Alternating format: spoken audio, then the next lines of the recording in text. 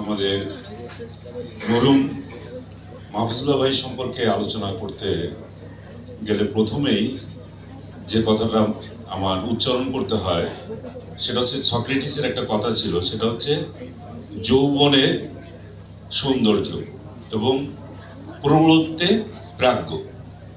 ঠিক এই কথাটাই কিন্তু আমাদের মাহফুজুল্লাহ ভাইয়ের জন্য পুরা চেহারাটা যখন আমরা সামনে দেখি, মাহফুজুল্লাহ ভাই যেমন যৌবনে খুব সুন্দর ছিলেন এবং প্রৌঢ়ত্বে যে জ্ঞানের চর্চা তিনি করে গেছেন, জ্ঞান তিনি দিয়ে গেছেন, এই দুইটা জিনিস কিন্তু মানুষকে আকৃষ্ট করে। যৌবনে যেমন অন্যকে আকৃষ্ট করে তার সৌন্দর্য, আর প্রৌঢ়ত্বে যা জ্ঞান এবং প্রজ্ঞা অন্য মানুষকে আকৃষ্ট করে।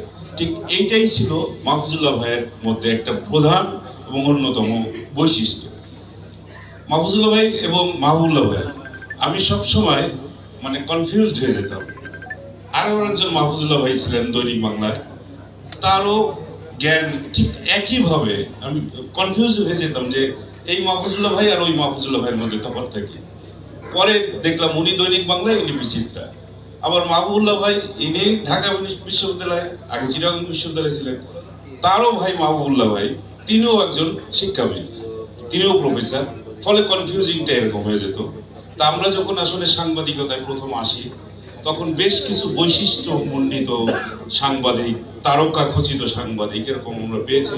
এর মধ্যে ছিল এনায়েতুল্লাহ খান মিন্টু ভাই, যেমন প্রতিদিন প্রতি শুক্রবার আমরা মিস করতাম না, সকালবেলা এই যে আমাদের যে প্রেস ক্লাবটা আছে এর ক্যান্টিনে উনি সকালবেলা শুক্রবার, আর কিছু অন্য কোনো দিন বাদ গেলেও শুক্রবার সকালে উনি একটা চাবি রিং ঘোরাতে ঘোরাতে এবং শীষ দিতে দিতে ক্যান্টিনে ঢুকতেন। তখন ক্যান্টিনটা এখন আমাদের যে টিভি রুম, এই টিভি রুমে আসতেন এবং একইভাবে তার সঙ্গে বসলে যেভাবে আমরা জ্ঞানের কথা শুনতাম এবং সাংবাদিকতার বিভিন্ন দিক নিয়ে আলোচনা হতো, সেইগুলো আর এখন আমরা সেইভাবে আলোচনা করতে পারি না।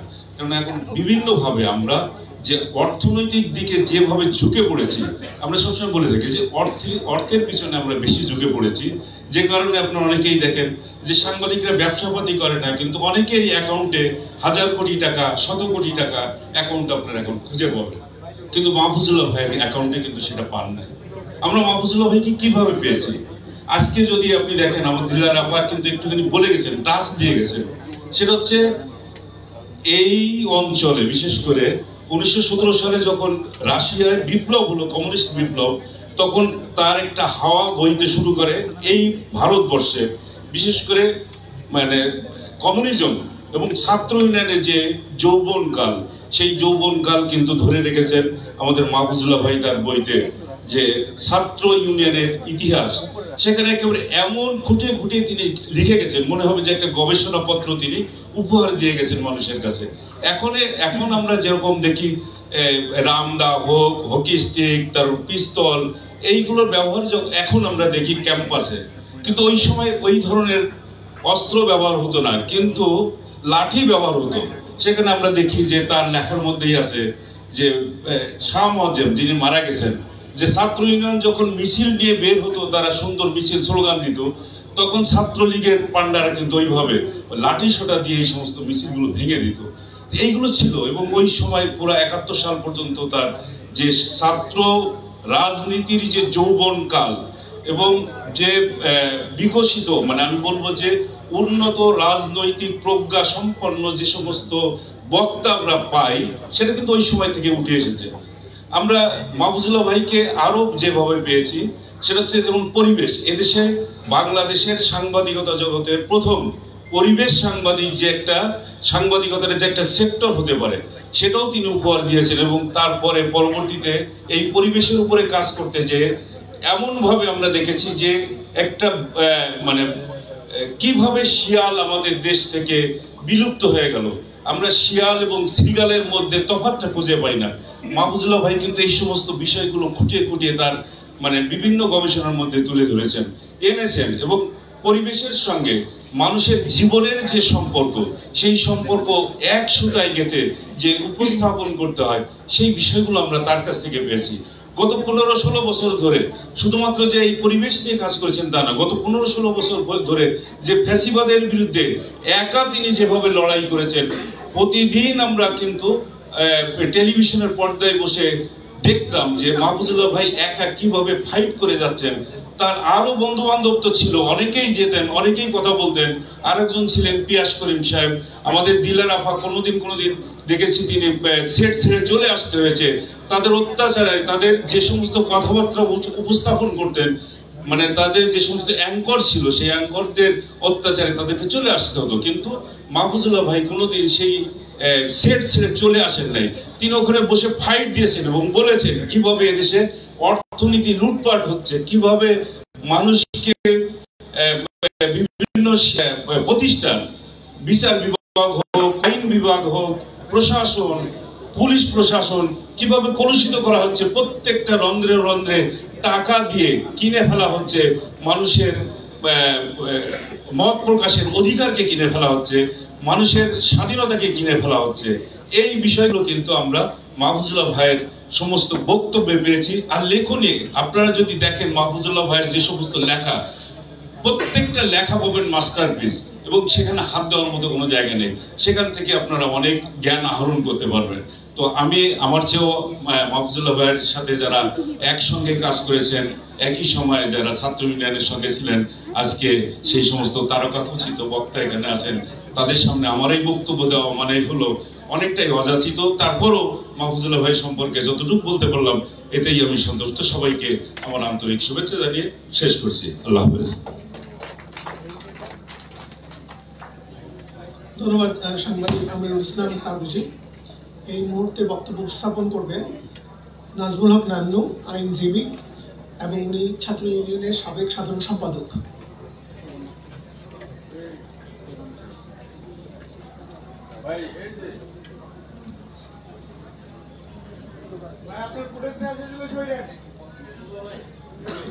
মাননীয় সভাপতি এবং প্রধান অতিথি, বিশেষ অতিথিবৃন্দ, ভদ্র মহিলা এবং ভদ্র মহোদয়, প্রথমেই আমি মাহফুজুল্লাহ স্মৃতির প্রতি সম্মান প্রদর্শন করছি। আজকে 21শে পদক পাওয়ার জন্য মাহফুজুল্লাহকে স্মরণ করা হচ্ছে। নিঃসন্দেহে 21শে পদক পাওয়া একটি গৌরবের বিষয়। এক্ষেত্রে আমার বক্তব্য হলো 21শে পদকের চাইতেও মাহফুজুল্লাহ অনেক বড় ছিল। এই পদক প্রাপ্তিটা 10 বছর আগে, 15 বছর আগে যদি মাহফুজুল্লাহর কাছে আসতো, তাকে যদি সম্মানিত করা হতো, তাহলে সেটাই ভালো হতো। মাহফুজুল্লাহ একজন অসাধারণ জ্ঞানী, বুদ্ধিজীবী এবং প্রতিভাবান মানুষ ছিল। আমি তো 69 মুভমেন্টের আগে এই খাজা দেওয়ান লেনে যে অফিসটা ছিল ছাত্র ইউনিয়নের, সেখানে দেখেছি এই মাহফুজুল্লাহ একজন ছাত্র ইউনিয়নের কর্মী হিসেবে তার যে বক্তব্য, তার যে লেখা, তার যে মনন শক্তি, সেটা অসাধারণ। মাহফুজুল্লাহ আমাদের দেশে এই ধরনের প্রতিভা নিয়ে কমই জন্মগ্রহণ। আপনারা জানেন যে মাহফুজুল্লাহ বাম রাজনীতির প্রতি তার একটা সম্পৃক্ততা ছিল অত্যন্ত গভীরভাবে। কেমন করে বাম রাজনীতি সে আসলে, আমার ধারণা তিনি ভারতের কমিউনিস্ট পার্টির প্রতিষ্ঠাতা, অন্যতম প্রতিষ্ঠাতা কমরেড মুজাফফর আহমেদের দৌহিত্র হিসেবে তার এই বাম রাজনীতির প্রতি আকর্ষণ, অথবা তার জ্যেষ্ঠ ভ্রাতা ডক্টর মাহবুবুল্লাহ, তিনি বাম রাজনীতির সাথে সম্পৃক্ত থাকার কারণেই হয়তো মাহফুজুল্লাহ এটা শিখেছিল। মাহফুজুল্লাহ একজন সাংবাদিক হিসেবে শুধুমাত্র অতি সাধারণভাবে একজন সাংবাদিকতার কাজ করেননি, তিনি একটা বিষয়কে বিশ্লেষণ করতে পারতেন। বিশ্লেষণ ব্যাখ্যা এক জিনিস নয়, দুটো ভিন্ন জিনিস। মাহফুজুল্লাহ, আমি দৈনিক বাংলায় 73 থেকে ইন্টারন্যাশনাল পেজে লিখতাম। তখন হুমায়ুন ভাই ছিলেন আর পূর্বদেশে লিখতেন। মাহফুজুল্লাহর সাথে দৈনিক বাংলা দেখা হয়েছে, বিচিত্রায় দেখা হয়েছে। বিভিন্ন বিষয় নিয়ে কথা বলে আমার কাছে মনে হয়েছে এই ধরনের প্রতিভাবান সাংবাদিক খুব কমই আছে। দুর্ভিক্ষের সময় সাংবাদিকদের যে কঠিন অবস্থা সেটা মাহফুজুল্লাহ তখন দুঃখ করে বলতো। আমি তো দৈনিক বাংলা কয়েকশো লিখেছি, দৈনিক বাংলা পূর্বদেশে, ইন্টারন্যাশনাল অ্যাফেয়ার্সে। আজকে যখন কোন সাংবাদিকের অ্যাকাউন্টে যখন 1050 কোটি টাকা, 134 কোটি টাকা, 300 কোটি টাকা লেনদেন হয়, তখন আমার কাছে মনে হয় যে আগের যারা সাংবাদিক ছিলেন, যে কোয়ালিটি ছিল, আমাদের ফয়েজ ভাই ছিলেন, হুমায়ুন ভাই, মিন্টু ভাই, জাহিদ ভাই, তারপরে মুসা ভাই, এরকম অনেক সাংবাদিক ছিলেন। মাহফুজুল্লাহদের মতো সাংবাদিক যারা স্ট্রাগল করেছে, যারা রাজনীতি করেছে, ছাত্র ইউনিয়নের প্রেসিডেন্ট হয়েছে, অনেক লিখিত বক্তব্য যেগুলো সহযোগিতা করেছে রাজনৈতিক দলে। আজকে কোনো বড় রাজনৈতিক দলে যখন কোনো লেখা, কোনো থিসিস আমাদের সামনে উত্থাপিত হয়, তখন মাহফুজুল্লাহর অনুপস্থিতি আমরা ভালোভাবে জানি। আজকে আমার এই কথার তাৎপর্য এখানে উপলব্ধি করতে পারবেন আমাদের গাইড, ফিলোসফার এবং নেতা ডক্টর মাহবুবুল্লাহ এবং মির্জা আজকে ফখরুল ইসলাম আলমগীর ভাই আছেন। উনি বুঝতে পারবেন যে আজকে রাজনীতির যে বিশ্লেষণ, যে ব্যাখ্যা, যে সিদ্ধান্ত, স্ট্র্যাটেজি এবং আপনার ট্যাকটিক্যাল লাইন কি হবে, সেক্ষেত্রে মাহফুজুল্লাহ আজকে থাকলে অনেক অবদান রাখতে পারে। মাহফুজুল্লাহর কথা আমি শেষ করব। 1978 সালে আমরা একটা খুব গুরুত্বপূর্ণ ডেলিগেশন নিয়ে চীনে গিয়েছিলাম। প্রেসিডেন্ট জিয়াউর রহমান, মির্জা গোলাম হাফিজ সাহেব, তিনি ভূমিমন্ত্রী ছিলেন। আমরা বাংলাদেশ চীন মৈত্রী সমিতি করতাম, উনি ছিলেন প্রেসিডেন্ট। উনি ডেকে বললেন, নান্নু, আমাদের 3 দিনের মধ্যে বেইজিং যেতে হবে। একটা শক্তিশালী ডেলিগেশন নিয়ে আমরা বেইজিং এ গেলাম।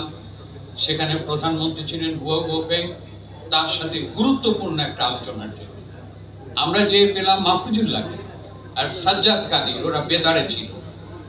মাহফুজুল্লাহর জন্য কিছু জিনিস দিয়ে দিয়েছিল। মামলা ভাইয়ের শ্যালক ছিল, ইডলু, মশলা, ডাল, আরো কি কি ছিল, ফ্যামিলি থেকে দিয়েছিল, আমি নিয়ে গিয়েছিলাম।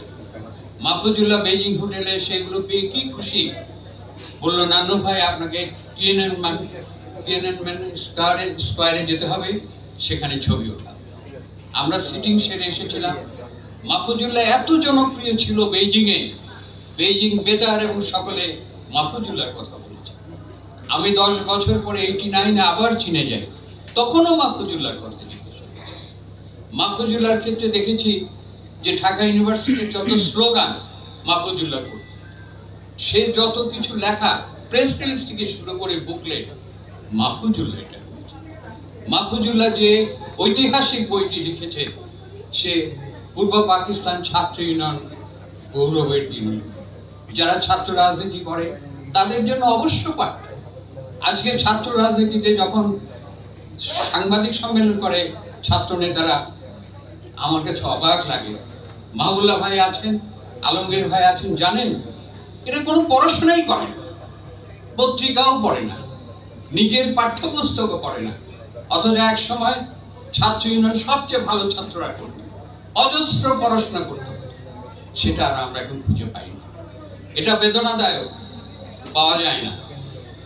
এরা দামি গাড়িতে চুরি ঘুরে বেড়ায়। আজকে কি বলতে পারবেন একটা বড় পার্টির ছাত্র সংগঠনের প্রেসিডেন্ট সেক্রেটারির নাম কি? কখনো বলা যাবে না। আমিও একসময় ছাত্র ইউনিয়নের সেক্রেটারি ছিলাম, আমার প্রেসিডেন্ট ছিলেন মাহবুবুল্লাহ ভাই। উনি স্বাধীনতার কথা বলে জেলে ছিলেন, সেখানে ছিলেন নূর মোহাম্মদ খান। বন্ধুগণ, আজকে এই ক্রাইসিসটা, এই সংকটটা আছে বলে আজকে মাহফুজুল্লাহর কথা বেশি করে মনে হচ্ছে। মাহফুজুল্লাহ আরো একটি বই লিখেছেন জিয়াউর রহমান সম্পর্কে। দেখেন, প্রথমে ইংরেজি বইতে প্রথমেই লিখেছে যে জিয়াউর রহমান যখন বললেন, আমি মেজর জিয়া বলছি, বাংলাদেশের স্বাধীনতা যখন বলেছেন, তখন মাহফুজুল্লাহ উল্লেখ করেছে যে তখন তিনি সমস্ত বাংলাদেশের মানুষ যারা কিছুটা অসহায় ছিল, দিশেহারা ছিল, তারা প্রাণ ফিরে পেল এবং তারা তখন উল্লাসে যুদ্ধে তখন তারা ঝাঁপিয়ে পড়ল। এই কথাটা মাহফুজুল্লাহ সে বইয়ের শুরুতে লিখেছে। আর আমার কাছে মনে হয়েছিল যে এখানে মাইকেল জ্যাকসন একটা গান গিয়েছিলেন, দি আর্থ সং। সমস্ত মানুষ যখন দুঃখ দারিদ্র এবং গাছগুলো ধ্বংস হয়ে গেছে, এক গানের জন্য সকলে উজ্জীবিত হয়ে ছোটা শুরু করল, অর্থাৎ জীবন ফিরে পেল। মাহফুজুল্লাহ সেই জীবন আমাদেরকে দান করে গেছে। আমি রাজনীতি করার সূত্রে মিন্টু ভাইয়ের সাথে কথা বলেছি, মাহফুজুল্লাহ সম্মান করেছে। জাহিদ ভাই মাহফুজুল্লাহকে বলেছে মাহফুজুল্লাহ থাকলে সবকিছু ঠিক হয়ে যাবে। ও যেখানে যাবে ও রাজনীতি এবং বক্তব্য সাংগঠনিক সবকিছু করবে। বিএনপির জন্য সে যে সার্ভিস দিতে পারছে এটা অকল্পনীয়, এটা সকলেই জানে। বন্ধুগণ, মাহফুজুল্লাহর স্মৃতিকে ধরে রাখেন। আর আজকে মাওলা ভাই যে একটি মাহফুজুল্লাহর মৃত্যুর পরে লিখেছিল, আমরা দুটি ভাই, এই বইটি, এই কবিতাটি অত্যন্ত চমৎকার, তাৎপর্যপূর্ণ, নান্দনিক, শিল্প সৌন্দর্যে ভরপুর, একে অপরের পরিপূরক। মাহফুজুল্লাহ কোনো কিছু লিখলে মাহবুল্লাহ ভাইয়ের কাছ থেকে পরামর্শ নিতে হবে, মাহবুল্লাহ ভাই কোনো কিছু লিখলে পরামর্শ নিতে হবে। এই দুই ভাই এ দেশে যা কিছু দিয়ে গেছেন, কেউ যদি পিএইচডি দিতে চান, এর চাইতে ভালো বই, এর চাইতে ভালো রেফারেন্স আর পাওয়া যাবে না। আমি মাহফুজুল্লাহর স্মৃতির প্রতি শ্রদ্ধা জানাই এবং তার পরিবার পরিজন সকলের প্রতি শ্রদ্ধা এবং শুভেচ্ছা জানাই। মাহফুজুল্লাহ স্মৃতি অমর। ধন্যবাদ। ধন্যবাদ আইনজীবী মহোদয় নাজমুল হক নান্নু।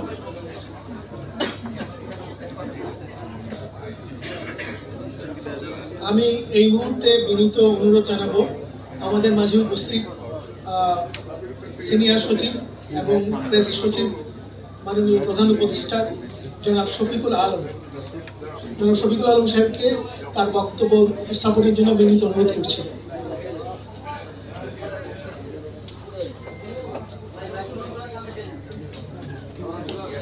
আসসালামু আলাইকুম।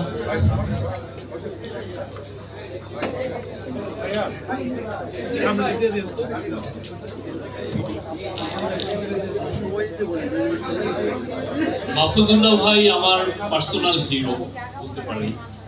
ওনার বেশ কিছু বই আমি পড়েছি। উনি বাংলাদেশে পরিবেশ সাংবাদিকতার আমি বলবো অগ্রদূত, পায়োনিয়ারও বলা যায়। বাংলাদেশে গত শেখ হাসিনার ফ্যাসিস্ট রেজিমে যখন মানুষজন, সাংবাদিকরা সত্য কথা ভুলে গিয়েছিলেন, উনি সত্য কথা বলতেন। বইটাই মনে হচ্ছে যে ইটস অ্যান অ্যাক্ট অফ ডিফায়েন্স। ভয়াবহ রকমের উনি স্রোতের এগেনস্টে দাঁড়িয়ে উনি কথা বলছেন। সেই জন্য ওনাকে he has to pay lot of price. যেটা হয়েছে যে অনেক সময় ওনাকে, আমি যেটা শুনেছি, ওনাকে ইনভাইট করতে ভয় পেত।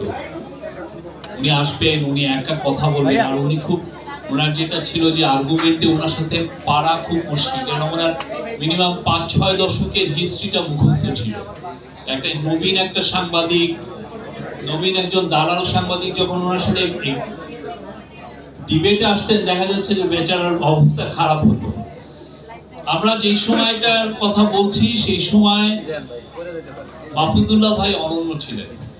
অনেকে আমরা দেখেছি, অনেকে সামনে অনেকে প্রোটেস্ট করেছেন, অনেকে দূরে থেকে ফেসবুকে অ্যাক্টিভিজম করেছেন, কিন্তু মাহফুজুল্লাহ ভাই খুব সামনে থেকে টিভি ন্যারেটিভ যেটা তৈরি হচ্ছে সেটাকে উনি কনফ্রন্ট করেছেন।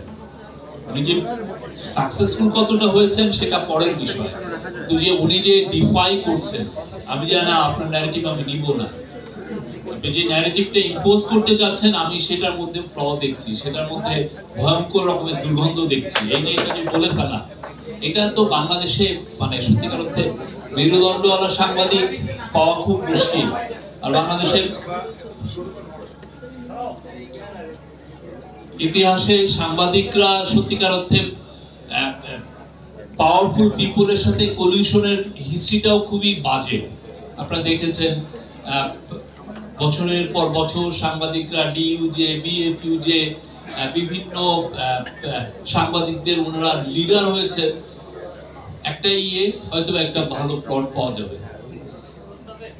আমি ইনকাম করে তো অত টাকা কামাতে পারবো না, আমার মেধা দিয়েও আমি সেই জায়গায় যেতে পারবো না। তো বেস্ট ওয়ে হচ্ছে যে দেখি না রুলিং পার্টির সাথে আমরা একটা দোসর রুলিং পার্টির কাছাকাছি আসি, এসে তার থেকে কিছু আদায় করা যায় না। আমি একজন সাংবাদিক লিডার, আমি শুনেছি উনি 150 কোটি টাকার সম্পত্তি করেছিলেন জাস্ট এইভাবে প্লট গুলো করে। তো সেই জায়গায় মাহফুজুল্লাহ ভাই ব্যতিক্রম ছিলেন। প্রথম থেকেই উনি ওনার খুব চোজেন কিছু এরিয়া ছিল। উনি প্রথমত তো কমিউনিস্ট, উনি আমি বলবো যে উনি কোল্ড ওয়ারের একটা সন্তান, যে কোল্ড ওয়ারটা ওনাকে শেপ করেছে। সেখান থেকে উনি বেরিয়ে এসে বাংলাদেশের পলিটিক্সকে উনি নির্মোহভাবে বিশ্লেষণ করেছেন। ওনার খালেদা জিয়ার উপর যে বইটা, ওনার লাস্ট যেটা বইটা, একটা মাস্টারফুল ওয়ার্ক। ওনার যে শ্রমটা উনি দিয়েছেন, কখন উনি লিখেছেন যখন যেই সময় খালেদা জিয়া তার যে কোর্টের যে উনি বক্তব্য, সেটা ছাপার কারণে যাদেরকে যে সময় লোকজনকে অ্যারেস্ট করা হয়েছে, বিএনপির অ্যাক্টিভিস্টদেরকে অ্যারেস্ট করা হয়েছে, উনি খালেদা জিয়ার জীবনী সেই সময় লিখেছেন, ইংলিশে লিখেছেন। তো উনি সেই সময় যে প্রেডিকশন করেছেন যে উনি আরো স্ট্রঙ্গার হয়ে ফিরে আসবেন খালেদা জিয়া, সেটা হয়েছে। মাহফুজুল্লাহ ভাই সেটা দেখে যেতে পারেন নাই, বাট সেটা কিন্তু হয়েছে, বিকজ ওনার ওই দূরদর্শিতা সেটা ছিল। আমাদের বাংলাদেশের মানে আমরা ফলস হিরোকে ওয়ার্শিপ করি, আমাদের জার্নালিস্টদের মধ্যেও আমরা ফলস হিরো খুঁজি, যে ইনি ওনার উপরে সমস্ত ফুল যে বর্ষণ করি। মাহফুজুল্লাহ ভাইদের মতো হিরো খুব কম, প্রচুর তারা স্কলাস্টিসিজমে তারা স্পেন্ড করেছেন, এবং ওনাদের লেখা সারা জীবন আমাদেরকে পথ নির্দেশনা করে। ওনার বিচিত্রার লেখা, ওনার সাংবাদিক হিসেবে এনভায়রনমেন্টাল জার্নালিজমের ওনার লেখা, ব্রিলিয়ান্ট লেখা, এবং ওনার যেগুলো টক শোতে যেগুলো আমরা এখনো পাই, ওনার আর্গুমেন্ট, যেভাবে উনি আর্গুমেন্ট পেশ করা, যে কোনো ইয়াং সাংবাদিকের জন্য হি ওয়াজ এ লাইক বিকন, সবার জন্য। আমরা বাংলাদেশে আমাদের আরো অনেক অনেক মাহফুজুল্লাহ ভাই দরকার। Thank you.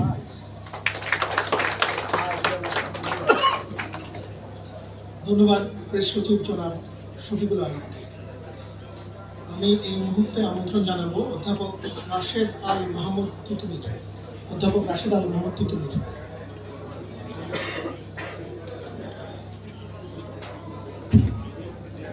শ্রদ্ধাভাজন উপস্থিতি, ভাষা শহীদদের প্রতি শ্রদ্ধা। জনাব মাহফুজুল্লাহ সম্পর্কে অনেকেই অনেক বিষয় সম্পর্কে বলবেন, তার বেড়ে ওঠা, তার রাজনীতি, তার সাংবাদিকতা, এবং তার যে রাজনৈতিক দূরদৃষ্টি।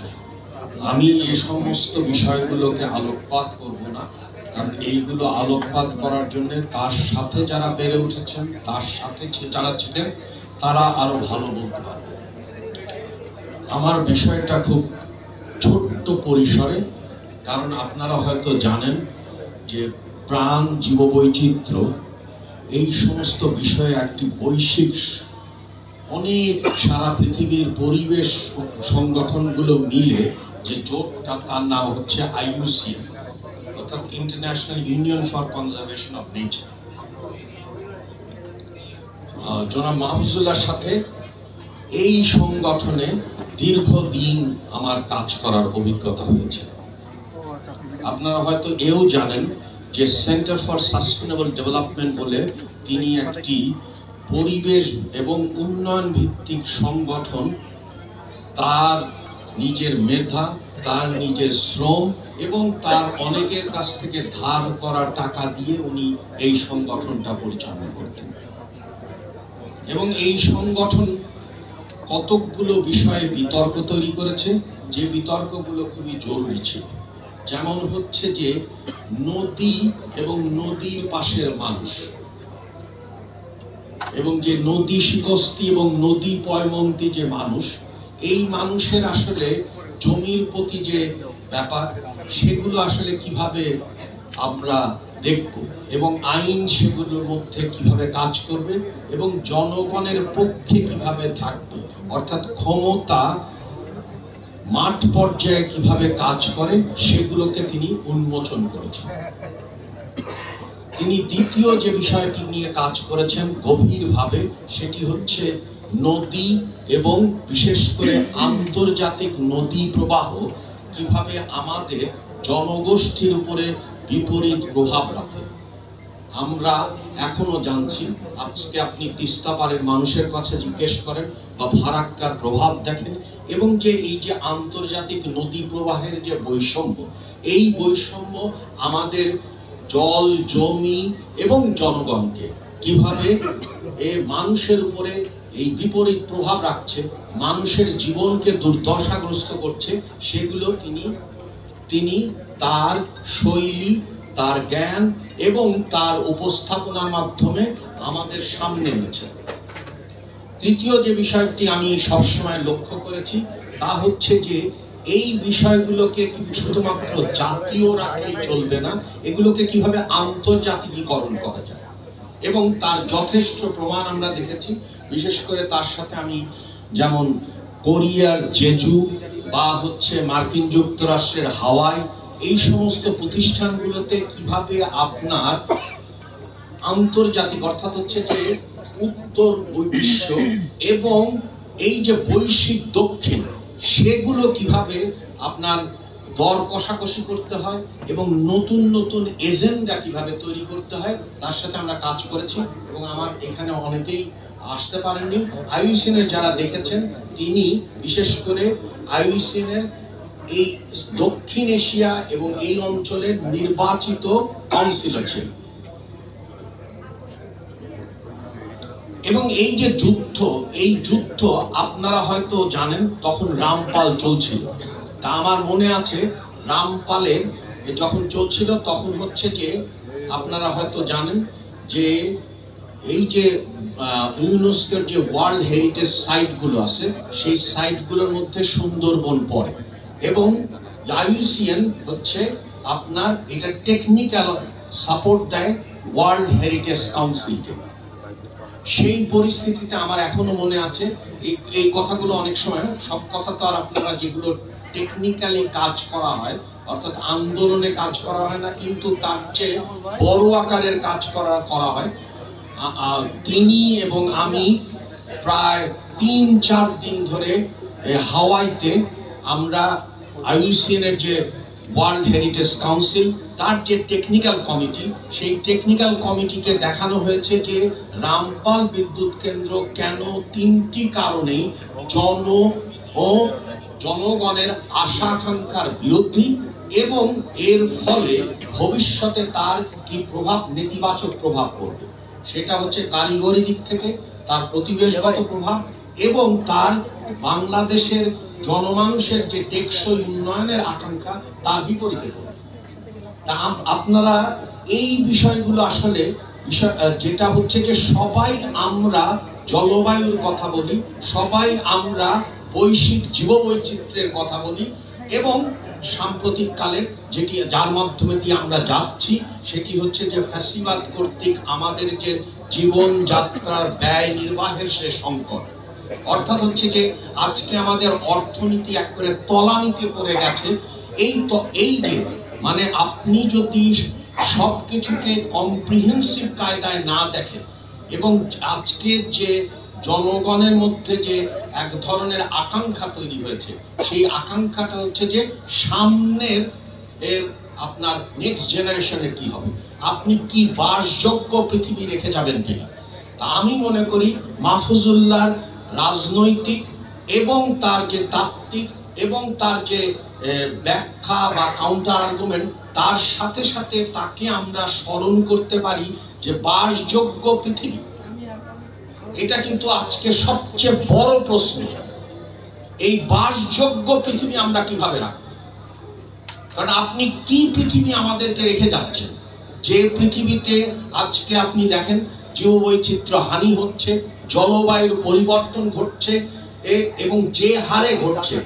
হ্যাঁ, গ্লাসগোতে কথা বলছেন, কিন্তু গাবুরার জনগণ তো জানছে না।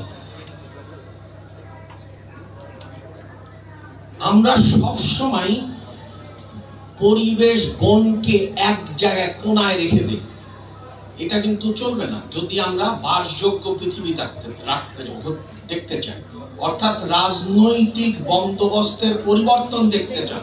কিন্তু সেই পরিবর্তনের আলোচনায় যদি বাসযোগ্য পৃথিবীর আলোচনা না থাকে, সেই আলোচনা একেবারেই নিরর্থক। এবং আপনারা খেয়াল করছেন যে একটা কন্টিনিউয়েশন চলছে। যদি এনার্জির কথা চিন্তা করেন, আমরা কিন্তু এখনো জীবাশ্ম জ্বালানির মধ্যে আছি। আমরা যদি চিন্তা করেন, এখনো কিন্তু আমরা টেকসই জ্বালানির মধ্যে যেতে পারি না।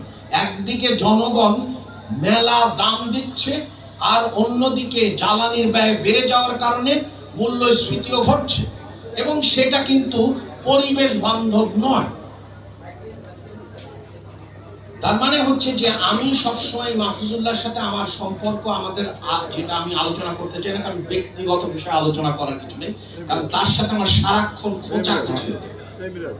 এবং বিদেশের মাটিতে আপনি বোঝেনি যে খোঁচাখুচির মাত্রাটা কিরকম হয় এবং সেটা। কিন্তু যেটা আমার কাছে সবসময় মনে হয় যে মাহফুজুল্লাহ বাসযোগ্য পৃথিবীর স্বপ্ন দেখতেন, এবং বাসযোগ্য পৃথিবীর দিকে যদি আমরা না যেতে পারি, তাহলে আমরা নিজেদেরকে ক্ষমা করতে পারবো না। আপনাদেরকে অসংখ্য ধন্যবাদ। ধন্যবাদ অধ্যাপক রাশেদ আল মাহমুদ তিতুমীর। আমি এই মুহূর্তে অনুরোধ জানাবো আমাদের অতি প্রিয় এবং পরিচিত মুখ সাবেক সচিব জনাব ইসমাইল জবির স্যারকে মঞ্চে মাইক্রোফোনে এসে তার মূল্যবান বক্তব্য স্থাপন করবার জন্য বিনীত অনুরোধ করছি।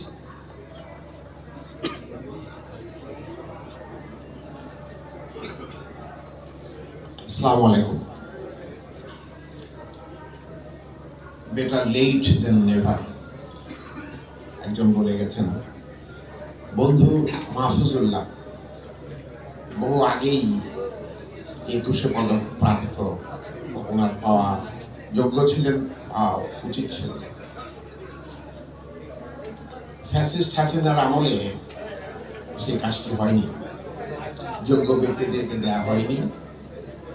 কাদেরকে দেওয়া হয়েছে, কি প্রক্রিয়ায় দেওয়া হয়েছে সেটা আমরা জানি। তবুও অন্তর্বর্তীকালীন সরকার জনাব মাহফুজুল্লাহ যে অবদান সেটা স্বীকার করে তাকে 21শে পদকে ভূষিত করেছে, মরণোত্তর হলেও অন্তর্বর্তী সরকারের কাছে কৃতজ্ঞতা জানাবে। বন্ধু মাহফুজুল্লাহ বারবার বলছি, এই জন্য তার সম্পর্কে আপনারা এতক্ষণ অনেক শুনেছেন, ওই বিষয়ে আমি খুব যেতে চাই না। আমি বন্ধু মাহফুজুল্লাহ বারবার বলছি এই জন্য, আমরা বন্ধু ছিলাম, খুবই ঘনিষ্ঠ বন্ধু। তার মধ্যে একজন আমার স্টেজে এখনো আছেন, জনাব ইকবাল হাসান মাহমুদ টুকু।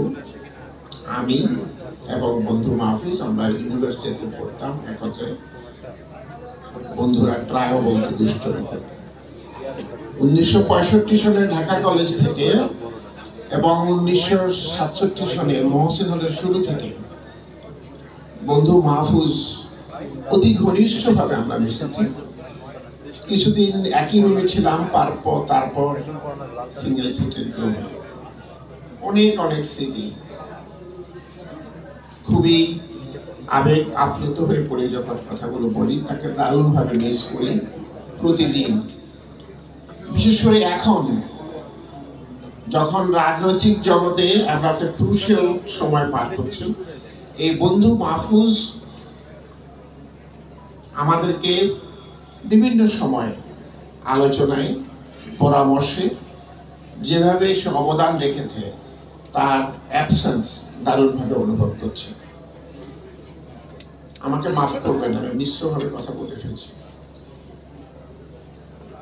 সে যখন দারুণ অসুস্থ স্কয়ার হসপিটালে, আমি ছুটে গেলাম তার কাছে, গিয়ে দেখলাম নাকে মুখে লতা পাতা, অক্সিজেন, কথা বলতে পারছে না, আমার মতো তার খুব শরীর যারা এসছে তারাও এসছে, সবাই বলছে সে অচেতন।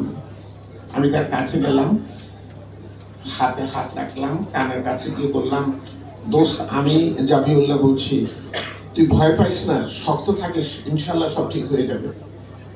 বিশ্বাস করেন, ও আমার হাত চেপে ধরেছে।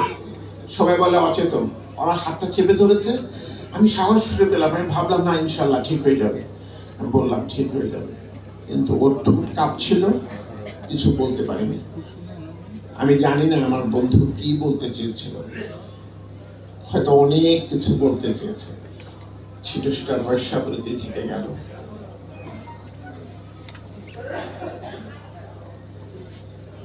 আমার বন্ধু প্রথিত যশা সাংবাদিক, ভার্সেটাইল জিনিয়াস। একজন বলেছেন সক্রেটিসকে কোট করে, উনি যৌবনে ছিলেন হ্যান্ডসাম, বয়স যখন হয়েছে তখন হয়েছেন প্রাণ। ভাবি আছেন এখানে, ভাবি ভালো বলতে পারবেন কত হ্যান্ডসাম ছিলেন। আমরা যারা বন্ধুরা ছিলাম, ঈর্ষান্বিত ছিলাম, তার দিকে সব চলে যেত, আমাদের দিকে সত্যি হ্যান্ডসাম ছিল। আলোচনার মধ্যমণি ছিল সে সবসময়।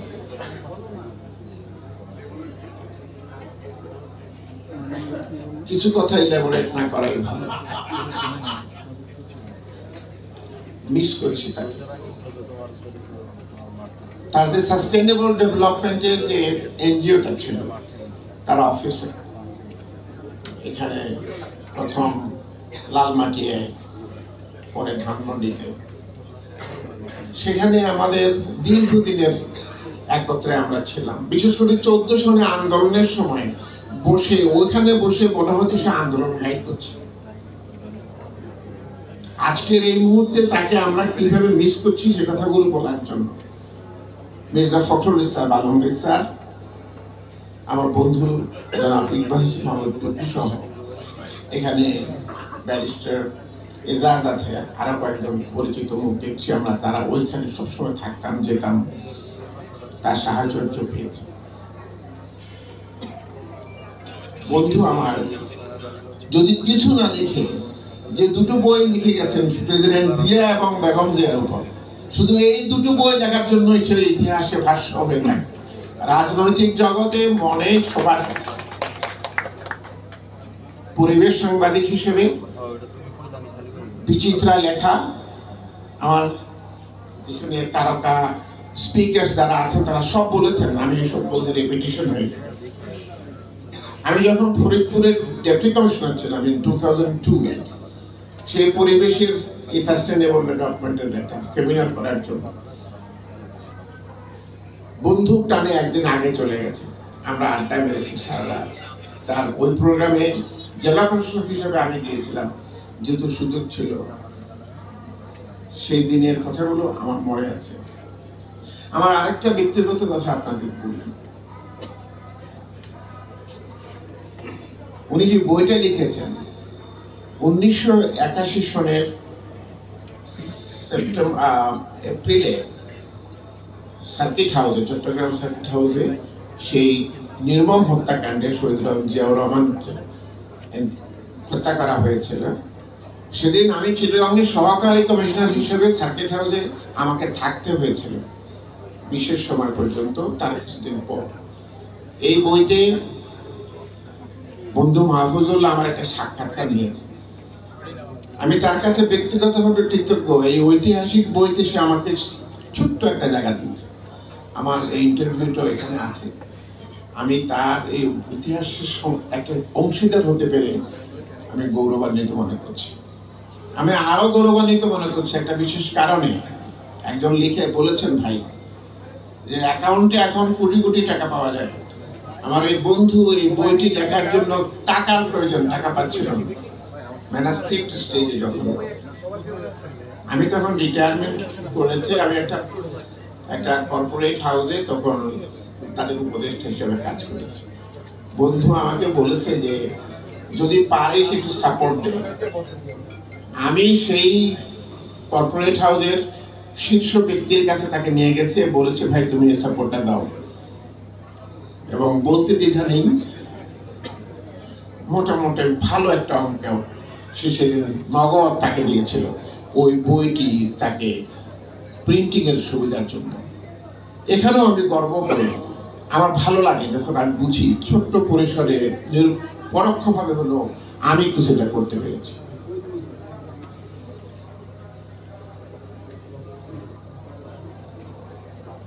আমার অহংকার যে মাহফুজ আমার বন্ধু ছিল, আমি গর্ব করি মাহফুজকে নিয়ে। আজকের এই দিনে আমি আর কিছু বলবো না, তার বিদেহী আর তার মাগফিরাত কামনা করছি। বন্ধু, তুমি যেখানে আছো ভালো থাকো, সুস্থ থাকো, সুন্দর থাকো, ভালো থাকো, হেফাজতে থাকো, শান্তিতে থাকো।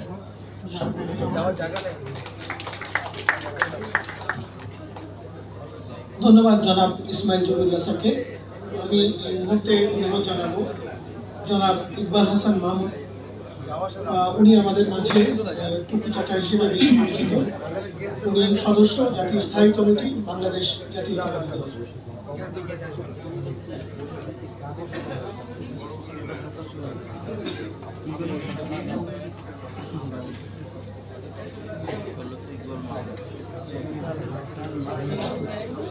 আজকে আমার জীবনের শ্রেষ্ঠ দুটো বন্ধু ছিল, মাহফুজুল্লাহ ছিল অন্যতম, আর একটি বন্ধু আমার বাল্যকালের বন্ধু ছিল। এরা দুজনই আর পৃথিবীতে নাই, চলে গেছে, দুজনেই সাংবাদিকতা করেছে। আর একজন হল মোহাম্মদ জাহাঙ্গীর, আমরা প্রাইমারি স্কুল থেকে একসাথে পড়েছি। আসলে মাহফুজুল্লাহ চলে যাওয়ার পর থেকে আমি খুব একা হয়ে গেছি, রাজনীতি তো আমি একা হয়ে গেছি। আমাদের জীবনের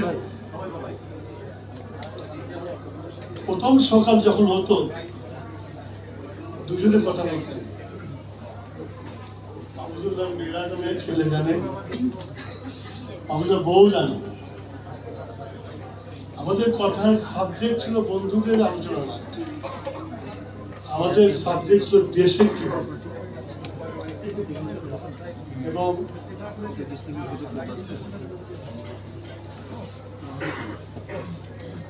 আমার সাথে ওর সাথে বেশিরভাগ সময় মতের অমিল হতো,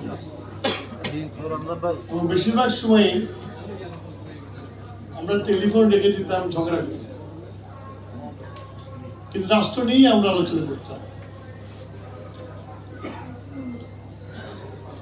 আজ আমার মনে পড়ে প্রতিদিনের মতো সকালবেলা টেলিফোন মাহফুজুল্লাহ আসছে না। আমি তো অনেক বলতে পারি, আমার নেতা ফখরুল ইসলাম আলমগীর মানা করেছে। তো সেই দিন ও ফোন না করাতে আমি ফোন করলাম। আমি ফোন করে বললাম, দোস্ত তুই ফোন করিস না, শরীরটা ভালো লাগে, কি করবি আজকে? কারণ আমরা প্রত্যেকদিনই মিট করতাম। ওই যে বললো ওর অফিসে, তখন ধানমন্ডির অফিস চলে গেছে,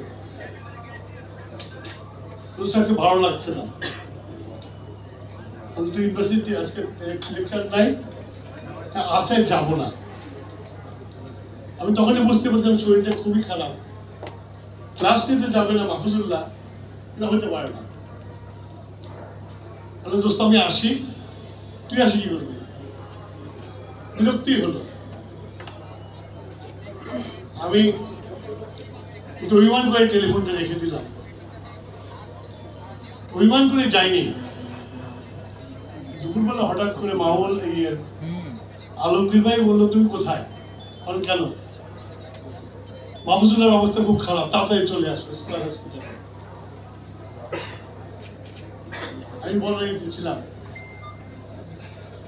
তারা ঘোরা করে এসে আইসিইউতে ঢুকে দেখলাম আমার বন্ধু জবিরুল্লাহ বলে গেল যেরকম সেই অবস্থাতে কথা বলতে পারছে না, কিন্তু আমাকে দেখে দুই চোখ দিয়ে পানি ছেড়ে দিল। আমি এখনো সেই দৃশ্য বলতে পারি না। আসলে মাহফুজুল্লাহ যোদ্ধা ছিল, যেমন ৭১ মুক্তিযুদ্ধে ঢাকা শহরে আমরা এদিক ওদিকে বোম মারতাম, আমি অনেক সময় ভয় পেয়ে যেতাম, বলতে চল বাসে উঠি, তাহলে আমি টের পাবে না। ফাঁকা জায়গা না পেয়ে ডবল টেকার বাসে করে যখন ঢাকা শহর দেখতাম ভয় পেতাম। মাহফুজুল্লাহ আমাদের হাত ধরে থাকতো। আমাদের জীবনে এমনও গেছে এই ৭১-এর সময় পকেটে ২ টাকা ৩ টাকা আছে, খেতে হবে, মাহফুজুল্লাহ বলতো চল সদরঘাট যায়, নৌকার মধ্যে কম পয়সায় খাবার পাওয়া যায়। আমার জীবনের এই নৌকার মধ্যে খাওয়ার অভিজ্ঞতায় মাহফুজুল্লাহ আমার দিয়েছিল। রাজনৈতিক উদ্দেশ্য হাসিল করার জন্য, রাজনৈতিক মানুষের স্বাধিকারের জন্য যে কোনো স্তরে মাহফুজুল্লাহ নাম আসতো। আমি শৌখিন ছিলাম একটু, আমার জন্য কষ্ট হতো, কিন্তু মাহফুজুল্লাহর সাথে তাল মিলে চলতে হবে। আমাদের মৌসুমের জীবনে পয়সা কম হয়ে গেছে, আমরা একটা ডিম কিনে ভর্তা করে আমাদের ক্যান্টিন থেকে ভাত নিয়ে এসে খেয়েছি, এটাও আমাদের জীবনে এক অভিজ্ঞতা ছিল। তো বলতে গেলে অনেক বলতে হবে আমাকে, সময় যখন কম, শুধু এইটুকু বলতে পারি মাহফুজুল্লাহ দিনে দিনে তৈরি হয় না। ছাত্র জীবন থেকে শেষ পর্যন্ত যে স্বপ্নের জন্য আমরা লড়াই করেছি, মাহফুজুল্লাহ লড়াই করেছে, সে স্বপ্ন মাহফুজুল্লাহ দেখে যেতে পারে নাই। আমার মনে হয় আমরাও দেখে যেতে পারবো না। তবে আমরা আশা করি একদিন এই স্বপ্ন পূরণ করতে পারবো। মাহফুজুল্লাহ জ্ঞানের কথা অনেক আলোচনা করেছে, পড়ার কথা অনেক আলোচনা করেছে। ওর একটা খুব সুন্দর হ্যাবিট ছিল, সব রকমের করে তুলে রাত্রে যখন বেশি হতো তখন মাহফুজুল্লাহ বই নিয়ে পড়তে বসত। আমরা ছাত্র কিন্তু আমাদের পড়তে হইতো। এই যে বলবো যে এখনকার ছাত্ররা পড়ে না, নন্দভাই বোধহয় বলে গেল, আসলে তখন কিন্তু আমাদের পড়তে হইতো। আর আমি পড়ায় ফাঁকি পাচ্ছিলাম। তো পরের দিন সকালে যখন শুনতাম এই বইটা পড়লে এর মধ্যে কি আছে, তো আমাকে পুঙ্খানুপুঙ্খ বুঝিয়ে দিত, আর সেটাই হতো আমার জ্ঞান। সেই জ্ঞান দিয়ে আমরা বিভিন্ন জায়গায় ডিবেট করতাম। তো কোন দিকে আলোচনা করবো আমি নিজে এখন খুঁজে পাচ্ছি না, কেননা মাহফুজুল্লাহর সঙ্গে আলোচনা করতে অনেক আলোচনা করতে হয় আমাকে। শুধু একটা আলোচনা করি আমি এখানে বক্তব্য শেষ করব। আমরা যেহেতু বাম দল করতাম, ছাত্র ইউনিয়ন করতাম, আমরা মুক্তিযুদ্ধ শুরু হওয়ার পরে অনুভব করলাম যে একটা ক্রোড় পড়তে ছাড়া উচিত। জাতি তখন কিছু জানে না। এই যে বললো জিয়াউর রহমান সাহেবের ঘোষণা, অনেকেই বলে সেই সময়টা 25শে মার্চের রাত্রে পাকিস্তানের হামলাদাররা আক্রমণ করার পরে আমি দেখতাম শান্তিনগরের পুলিশ গেটের উল্টো দিকে আমার বোনের ওখানে সেই যুদ্ধটা আমরা দেখেছি। পুলিশের সাথে সেই দিয়ে গুলিও করেছে।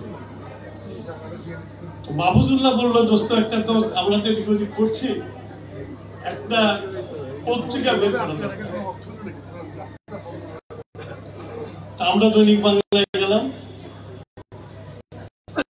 ওখানে হুমায়ুন ভাই, কবি শামসুর রহমান, এরা সবাই ছিল তখন। ওদের বললাম, উৎসাহ দিল। ওরা বললো ঠিক আছে, তো প্রিন্ট করা যাবে না, আমাদের দেখাই দিল বাংলা একাডেমি, কবির চৌধুরী বাংলা একাডেমির ডিজি। আমরা ওইখান থেকে পূর্ব বাংলা বলে একটা পত্রিকা, রণাঙ্গনের খবর বলে আমরা সারাটা বছরে বিক্রি করতাম। এই বাজারের ব্যাগের মধ্যে বলে বলে মানুষের বাড়ি দরজায় দরজায় দিতাম আমরা। পরে অবশ্য আমরা ধরা পড়ে যাই, ধরা পড়ে গেলে আমাদের খোঁজা শুরু করে, তখন আমরা আন্ডারগ্রাউন্ড হয়ে যাই। সবচেয়ে মজার ঘটনা হচ্ছে দেশ স্বাধীন হওয়ার পরে যে লোকটা সার্কোস্টাল মেশিন চালাতো সে লোক ছিল বিহারি। আমাদের ধারণা ছিল বাংলা পড়তে পারবে না, সেই জন্য কবির চৌধুরী সাহেবরা আর একজন কবি সাহেব ছিল, ওনারা ওই লোককে দিয়েছিল। দেশ স্বাধীন হওয়ার পরে বেচারা চাকরি চলে গেছে, আমাদের কাছে আসছে যে স্যার আপনাদের করতে আমি জানতাম যে আপনার ছাপাচ্ছেন, আমি তো কারোর কাছে বলি নাই, আমার চাকরিটা ফেরত, আমার বাল বাচ্চা আছে, চাকরিটা ফেরত। আমি আর মাহফুজুল্লাহ দুজনে দিয়ে বলে ওরাও অবাক হয়ে গেছে, বলে কি চাকরি ফেরত পেয়েছিল। এই ছিল আমাদের জীবন। মাহফুজুল্লাহ নাই, আমি বড্ড একাই চলি, একা চলতেই ভালোবাসি। ভালো বন্ধু না থাকলে একা চলতেই ভালো লাগে। আমি আশা করি যে আজকে যে 21 পদক, এটা তো একটা রিকগনিশন, কিন্তু আমি মনে করি বাংলাদেশের গণতন্ত্রের জন্য, লড়াইয়ের জন্য যদি কাউকে যদি পদক দিতে হয়, সর্বপ্রথম মাহফুজুল্লাহকে দিতে হবে। যখন কেউ যেত না টেলিভিশনে, তখন মাহফুজুল্লাহ একা ইনিংস খেলেছে। এবং একদিন আমরা দুজন বাইরে যেতাম একসাথে, কিন্তু একসাথে যেতাম, আমি আগে যেতাম, ও পুছিয়ে যেত। লাস্ট টকশো যেদিন করেছে সেদিন মাথা ঘুরে পড়ে গেছিল। তারপরে সে ব্যাংককে আসে ডাক্তারকে দেখানোর জন্য, ডাক্তারকে দেখিয়ে যে রিপোর্ট আমাকে সবসময় দেখে, ওই দিন রিপোর্ট দেখায়নি, আমাকে লুকিয়ে গেছিল। তারপর ঢাকা আসার বোধহয় 7 দিন না 10 দিন পরে আরেকটা কথা আমি বলে যে বাপেরটাকে কেন্দ্রে দিতে হয়। আমি বললাম যে আমি ফাঁকি পাচ্ছিলাম, দেখতাম না। আমাকে বাধ্য করলো যে তোর জীবনের অনেক স্মৃতি তোর আছে, কিন্তু আমি মাঝে মাঝে তোর কাছ থেকে ধার করি, তোকে লিখতে হবে। কারণ দোস্ত আমি কি লিখবো, আমি তো কিছু জানি না, আমি ব্যবসায় করছি, রাজনীতি করি, তাহলে তোকে লিখতে হবে। একটা মেয়েকে দিয়ে দিল, এই মেয়েকে বেতন দিবি, তা মনে হয় ওই মেয়েকে বলবো, মেয়ে লিখে রাখবে, তারপর আমি এটা করে করবো। আর তাই করেছিলাম। এবং সে আমার বায়োগ্রাফিটা সেটাকে এডিট করে তৈরি করে মরে যাওয়ার 3 দিন আগে শেষ করে দিয়ে চলে গেছে। বন্ধুকে অনেক মিস করি, একা ভোগ করি। 21 পদক পেয়ে দেওয়াতে আমরা আবার একত্রিত হলাম, বন্ধুকে মনে করলাম। আপনারা সবাই দোয়া করবেন, আল্লাহ যেন ওকে ব্যস্ত থাকে।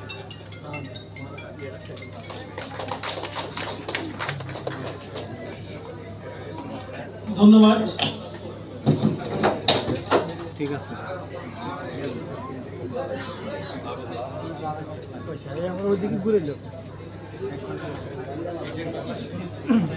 ধন্যবাদ টুকু চাচাকে ধন্যবাদ জানাই। উনি আজকে যেমন করে চোখের পানি ফেললেন, আমাদেরও প্রায়শই আমাদের মামা মাহফুজুল্লাহকে মনে হলে আমাদেরও চোখে পানি চলে আসে।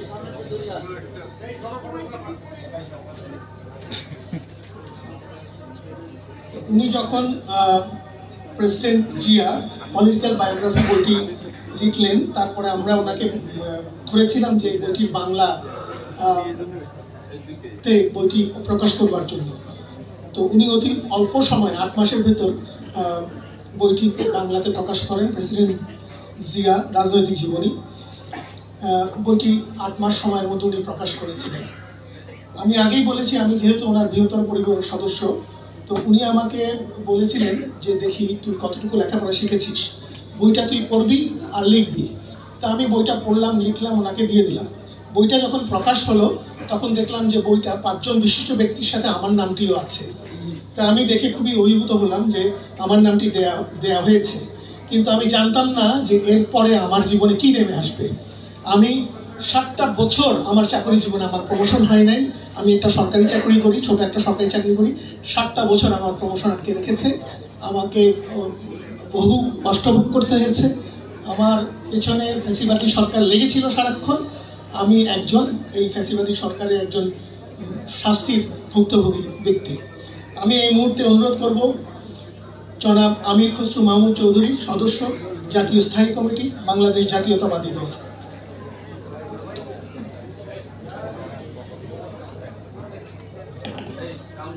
ধন্যবাদ।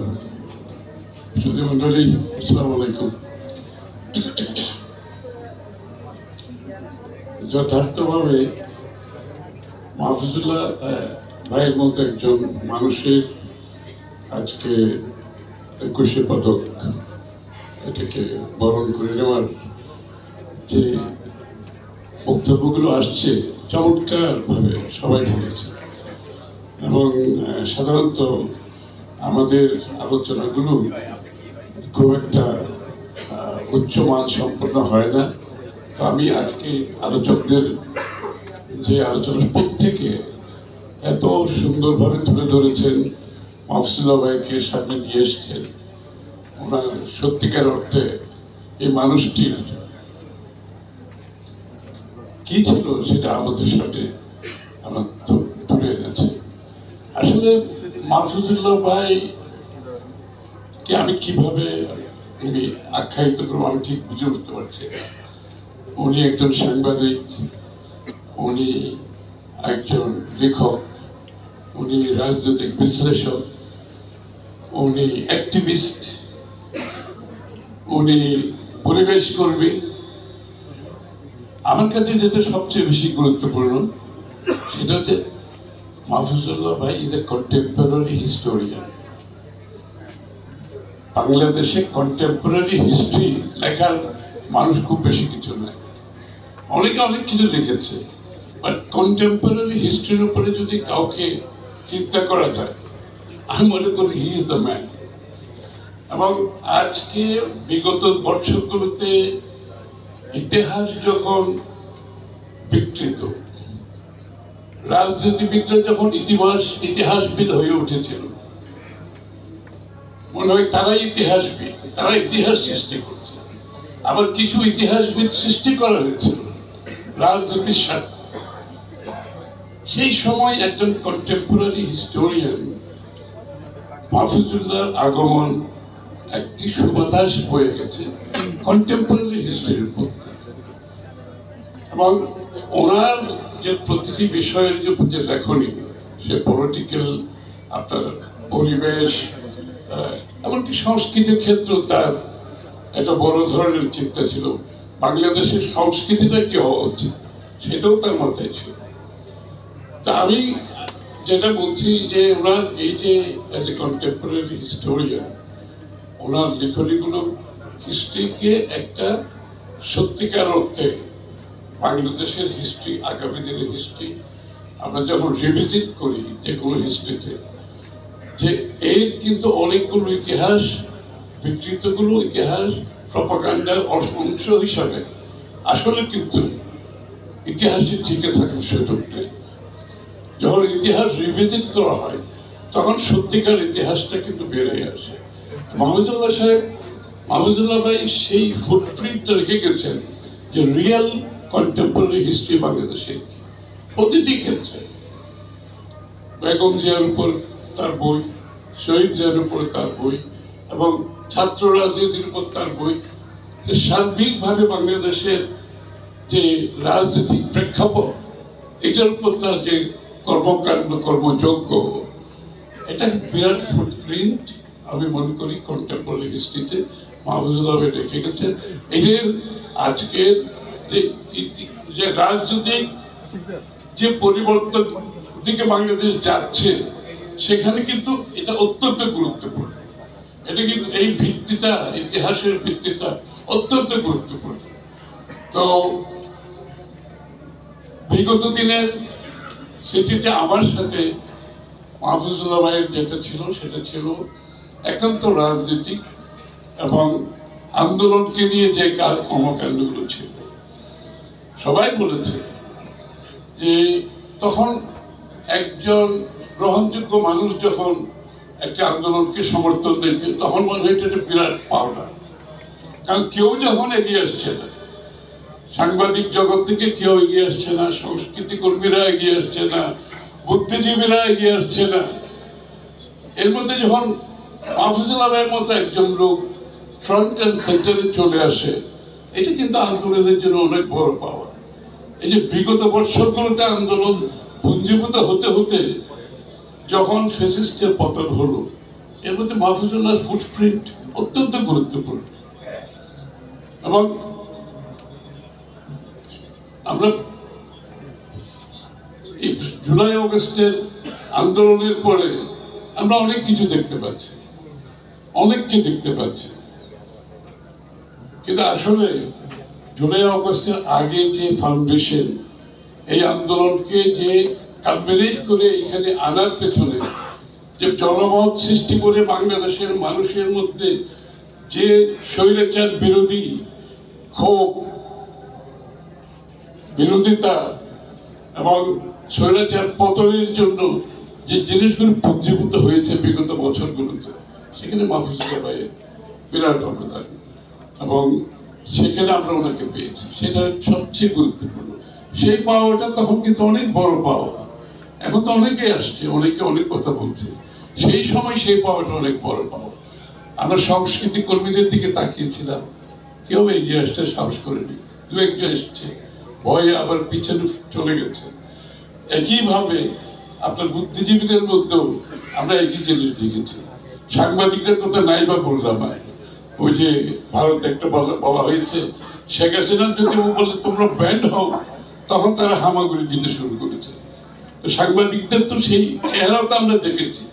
সেখানে মাহফুজুল্লাহ ছিল একটা ব্যতিক্রম না, মাহফুজুল্লাহ ছিল একটা স্টলওয়ার্টের মতো সেখানে দাঁড়িয়েছে সবকিছুর বিপরীতে। তো আমি বক্তব্য দীর্ঘায়িত করবো না, ইতিমধ্যে অনেক বক্তব্য এসে গেছে। মাহফুজুল্লাহ ভাই sense of humour, we should celebrate him really. উনি তো সেলিব্রেট করে একটা লোক, তার সেন্স অফ হিউমার কিন্তু একটা লোকের কত গুণ থাকতে পারে। মানে মাহফুজুল্লাহ ভাইয়ের সাথে যদি একটা সময় কাটাতে হয় ইভিনিং এ, মানে there is not a boring moment. তার সেন্স অফ হিউমার কিন্তু অপূর্ব ছিল, হাসি খুশি সবসময়, জোকের মধ্যে বিভিন্ন। এবং আমরা যখন একটা জোক আমরা সবাই সবসময় করি, আমরা মাঝে মাঝে দুপুরে আমাদের সারিনা হোটেলে খেতে বসতাম মাহফুজুল্লাহ ভাইয়ের সব। তো মাহফুজুল্লাহ ভাই হচ্ছে একটা হোটেলের তো কিছু অবশিষ্ট থেকে এগুলো তো ফেলে দেয়, তা আমরা সেই যেগুলো ফেলে দেয় সেগুলো খেলে তো হোটেলের কোনো লস নাই। তো এটা করে নাম দিচ্ছে 2%। মানে চলো আমরা আজকে 2% করি, অর্থাৎ হোটেলে গিয়ে আমরা খাওয়া দাওয়া করবো, হোটেলে এমনিতেই ফেলে দেবে যেগুলো, সেগুলো আমরা খেয়ে আসি। Thank you very much.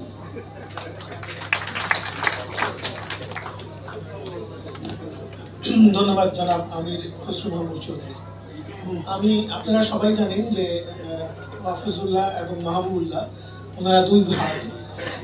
আমি এই মুহূর্তে শ্রদ্ধেয় ডক্টর মাহবুবুল্লাহ সাহেবকে অনুরোধ করব কিছু বক্তব্য প্রদান করার জন্য। ওনাকে বিনীত অনুরোধ করছি।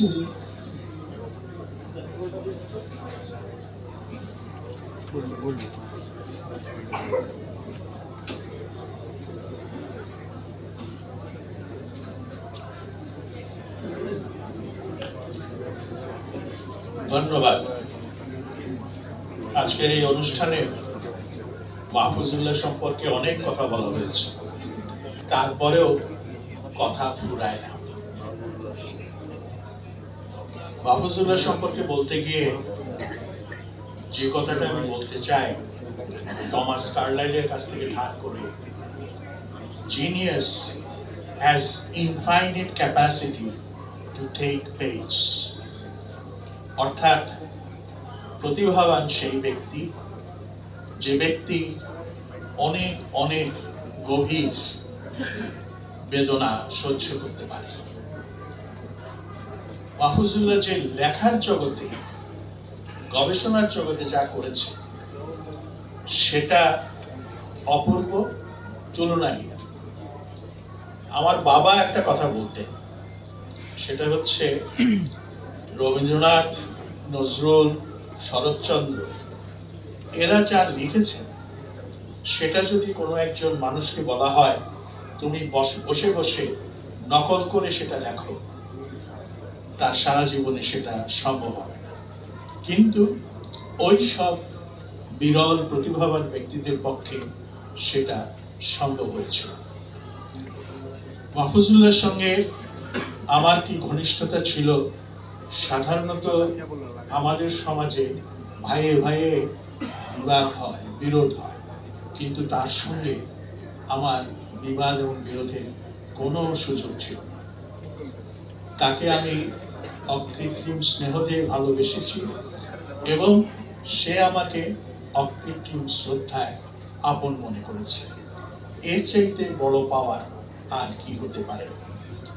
মাহফুজুল্লাহ মুক্তিযুদ্ধের সময় মুক্তিযুদ্ধ সম্পর্কে বাংলাদেশের মানুষের প্রতিবাদের কণ্ঠ বিশ্ব দরবারে পৌঁছে দেওয়ার জন্য সেই সময় 25শে মার্চের পর যে ব্যতিক্রম ধর্মী কাজটা করেছিল লালবাগের মজনুকে সঙ্গে নিয়ে, সেটা হচ্ছে এই টিক্কা খানের বাসভবনের সামনে একটা বোমা বিস্ফোরণ। বিশ্ব জানলো যে না, বাঙালিরা চুপ করে নেই, তারা প্রতিবাদ করে। এই যে মুক্তিযুদ্ধের এই সব কাহিনীগুলো বলা হয় নাই, এবং যা বলা হয়েছে সেটা হয়তো সর্বাংশে সত্য নয়। আমি তখন কারাগারে বসে এই কাহিনী আমি শুনলাম, কারণ মজনুকে পাকিস্তান আর্মি গ্রেফতার করে ফেলে। মজনু আমাকে খবর দেয় যে তাকে গ্রেফতার করা হয়েছে এবং সে মাহফুজুল্লাহর নাম অত্যাচারের ফলে, টর্চারের ফলে বলে দিতে বাধ্য হয়েছে, নিজেকে মুক্তিযোদ্ধা হিসেবে দাবি করে নাই। আমরা অনেকেই করি নাই। মাহফুজুল্লাহ সম্পর্কে যেটা বলা হয়েছে যে তিনি কন্টেম্পোরারি হিস্টোরিয়ান, নিঃসন্দেহে তিনি কন্টেম্পোরারি হিস্টোরিয়ান। এই কথাটা আমির খুসরো মাহমুদ চৌধুরী ছাড়া আর কেউ বলেন না। রজনীকান্ত দত্ত নামে একজন বিখ্যাত চিন্তাবিদ ছিলেন, তাকে মস্কো বিশ্ববিদ্যালয় সম্মানসূচক ডক্টরেট ডিগ্রি দেয়। সেই উপলক্ষে তিনি একটি বই লিখেছেন। বইটি হচ্ছে প্রবলেমস অফ কন্টেম্পোরারি হিস্ট্রি। তো কন্টেম্পোরারি হিস্ট্রি লেখা যে অত্যন্ত কঠিন, কারণ যখন লেখা হয় সমসাময়িক সময়ে তখন মানুষের স্মৃতিগুলো জ্বলজ্বল করে, সময়ের বিতর্কগুলো তখন দৃশ্যমান হয়। সেই অবস্থায় সময়কে ধারণ করা অত্যন্ত কঠিন ব্যাপার। আবেগমুক্তভাবে সেই সময়কে ধারণ করা সত্যি কঠিন। মাহফুজুল্লাহ চেষ্টা করেছে, সর্বাংশে চেষ্টা করেছে এই সময়টাকে ধরে রাখার জন্য। আমি তাকে জিজ্ঞাসা করলাম, তোমার আর কত কাজ আছে? সে শুধু বলল যে আমার জীবনের কয়েকটা কাজ আমি করে যেতে চাই মৃত্যুর আগে। সেই কাজগুলো সম্পন্ন হলেই আমি শান্তিতে মৃত্যু বরণ করতে পারবো। সেটা শুধু অবাক করে, মৃত্যুর আগে অতি অল্প সময়ের মধ্যে প্রেসিডেন্ট জিয়ার উপর, বেগম খালেদা জিয়ার উপর, এখানে আলোচনায় এসছে স্বাধীনতার প্রথম দশকের রাজনীতি সম্পর্কে। এখানে আরো উল্লেখ করা যায় অভ্যুত্থানের 69 বইটার নতুন পরিবর্তিত সংস্করণ করা, তারপরে পাঠকের চোখে জাসদ। আমি এখানে একজন জাসদের ভক্তকে দেখছি। তো যাই হোক, এইরকম বহু বই উনি লিখেছেন। এমনকি খুব ব্যতিক্রম ধর্মী লেখা, সে এই কি শুধু প্রেম, এরকম একটি বইও তিনি লিখেছেন।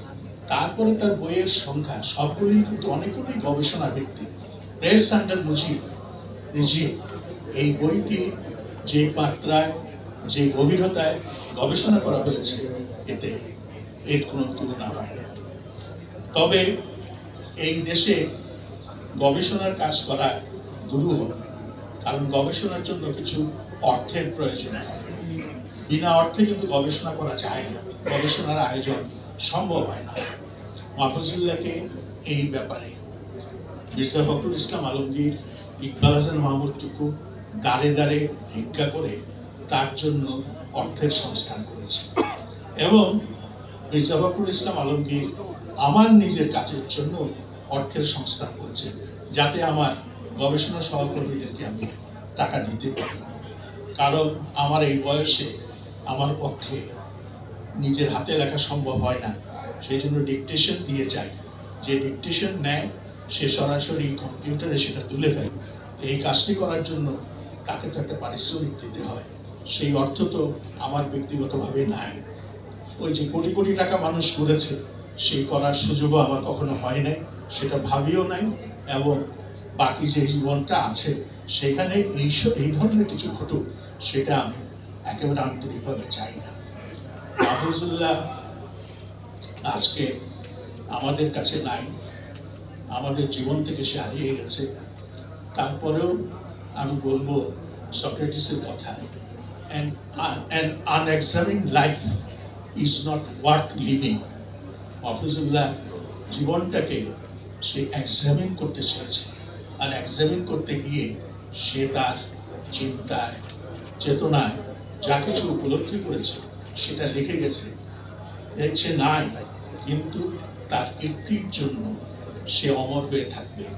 আজকে আল্লাহর কাছে প্রার্থনা করব, আল্লাহ যেন তাকে বেহেশতে নসিব করেন, এবং তার দেশপ্রেম, মানুষের প্রতি ভালোবাসা, তার সাহস, অত্যাচারীর বিরুদ্ধে তার প্রতিরোধ, অন্যায়ের বিরুদ্ধে তার বিদ্রোহ, এর জন্য আল্লাহ যেন তাকে প্রকৃত, সেটাকে বলে পাওনা, সেটা বুঝিয়ে দেন। এটাই আজকে আমার প্রার্থনা আপনাদের সকলকে। কবিতাটা আমি লিখেছি, সেখানে কবিতাটির নাম হচ্ছে অনুজের প্রতি অগ্রজের শোকগাথা।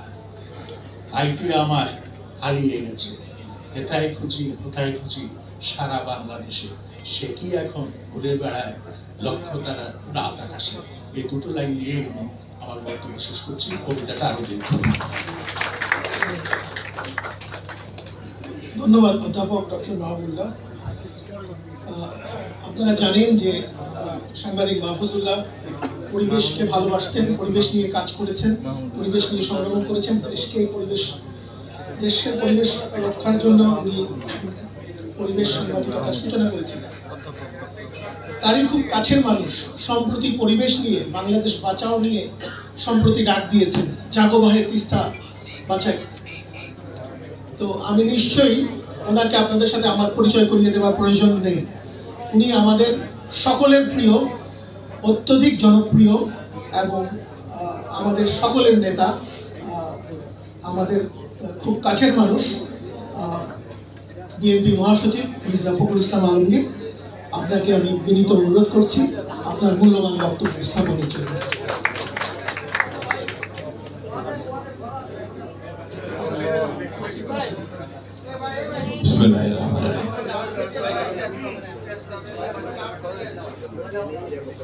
মাহফুজুল্লাহ সম্পর্কে আমি খুব গুছিয়ে বলতে পারবো।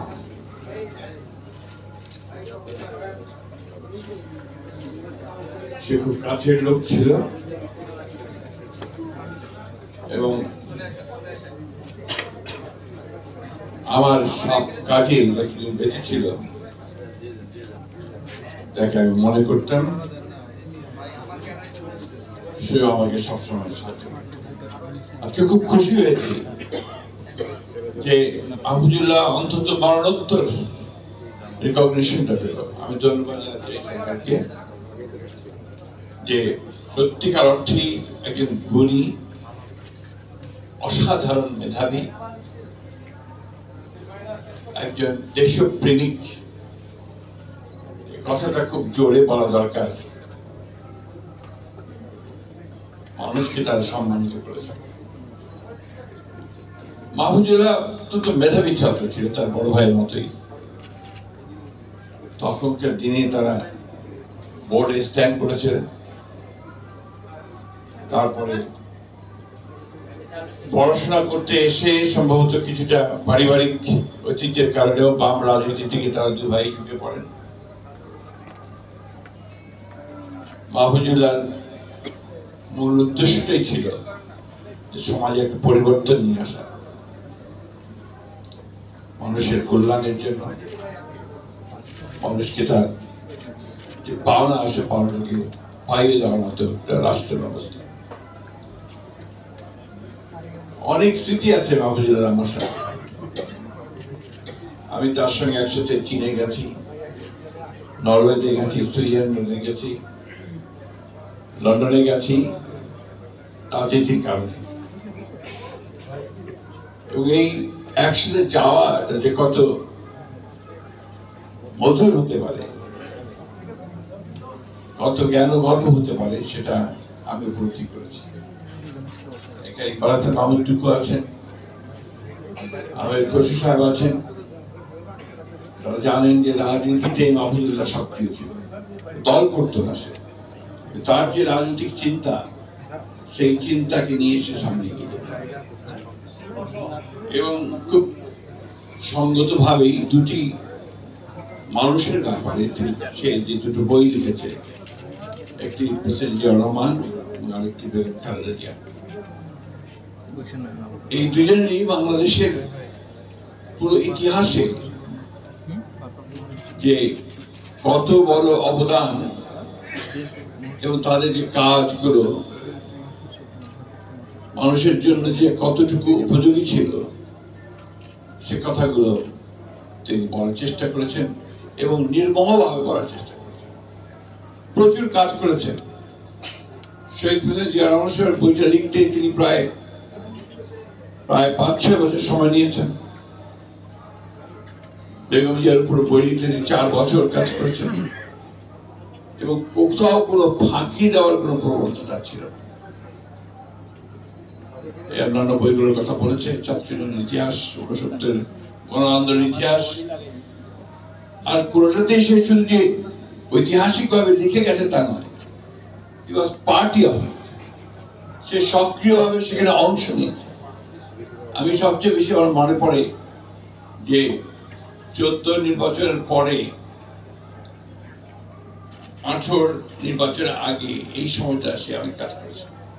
তখন সমস্ত দলগুলোকে ঐক্যবদ্ধ করবার জন্য মাহফুজুল্লাহ মাহমুদুল্লাহ ভাই যে প্রচেষ্টা ছিল, আরেকজন ছিলেন জাফরুল্লাহ ভাই, সে প্রচেষ্টা ছিল একটা অসাধারণ প্রচেষ্টা এবং তারা ছিলেন বলেই সেদিন বোধহয় সেই বাম ডান সবাই মিলে একটা জায়গায় আসা সম্ভব হয়েছিলাম। মাহমুদুল্লাহ ভাই এখানে আছেন। আমরা তো সেদিন শ্রেণী শত্রু খতম করার স্লোগানও দিয়েছি মাহমুদুল্লাহ ভাই।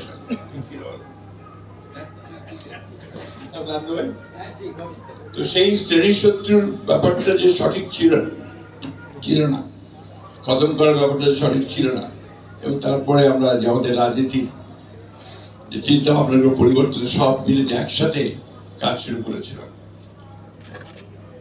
আজকে অত্যন্ত আশাবাদী আমরা সবাই। সেই ফ্যাসিবাদের পরিবর্তন হয়েছে, ফ্যাসিবাদ পালিয়ে গেছে এবং সেই আন্দোলনের মধ্য দিয়ে পালিয়েছে। আমির খসরু সাহেব বলেছেন যে দীর্ঘদিন ধরে এই দেশের রাজনৈতিক দলগুলো তারা যে চেষ্টা করেছে, তারা যে ফ্যাসিবাদের বিরুদ্ধে লড়াই করেছে, সংগ্রাম করেছে, সব শেষে ছাত্র এবং জনতার সমবেত প্রচেষ্টায় সেই সম্ভব হয়েছে।